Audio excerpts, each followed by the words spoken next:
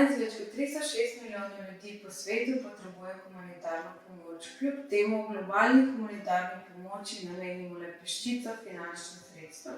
Biti del te skupnosti je neprecenljiva, hvaležna in hkrati odgovorna priložnost. Adra mi omogoča biti del te skupnosti, ki se neumorno trudi zagotoviti dostojno življenje vsakega posameznika ter ponuditi najboljše priložnosti za razvoj človeškega potenciala. Adra s statusom društva v Sloveniji deluje že 22 let.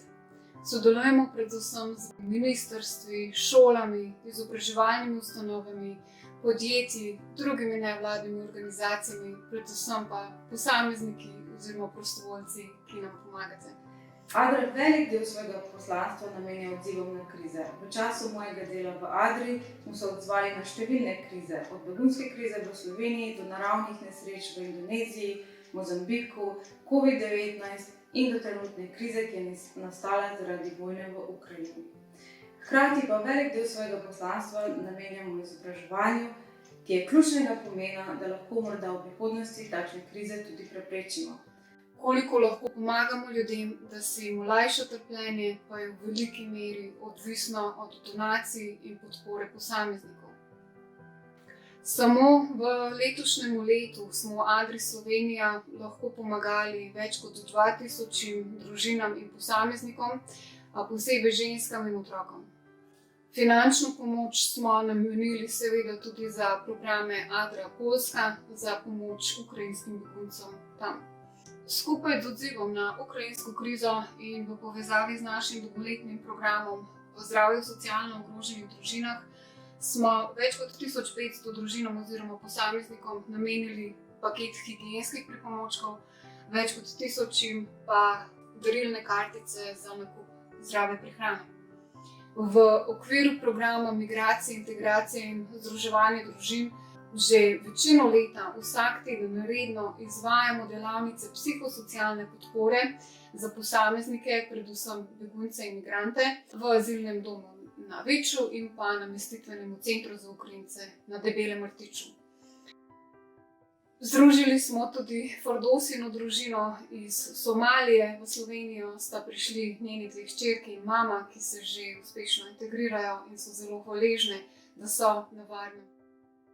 V okviru programa Napolnimo Slovenijo s srečnimi otroki smo letos na začetku šolskega leta pomagali več kot 300 družinam in otrokom.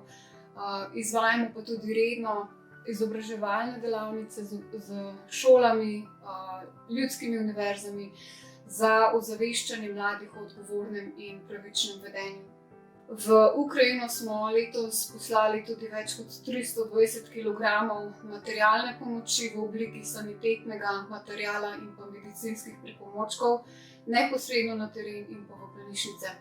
Do konca leta 2022 imamo v načrtu še vedno pomagati Ukrajini ob trenutni krizi, predvsem posameznikom ob mrzlih dneh, ki prihajajo, da si uredijo prenočišča, zavetišča.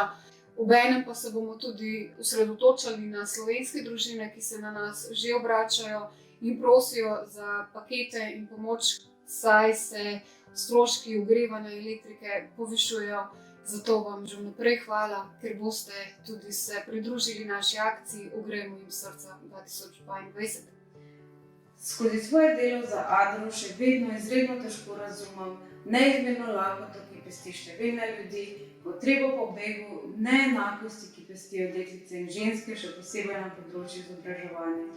A hkrati mi je Adra dala tudi upanje, da obstajajo organizacije in ljudje, ki so pripravljeni delati za dobro ljudi in hkrati, koliko pomeni en objem združene družine, en nasmeh otroka, ki dobi šolske potrebščine in en nasmeh starša, ki bo lahko mirno preživel noč.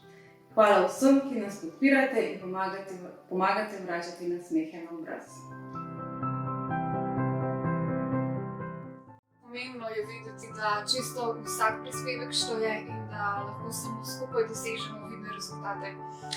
Zato se vam že vnaprej iskreno zahvaljujemo za vse prispevke in podporo, ki jo nudite delovanju našega društva in izvajanju humanitarnih programov.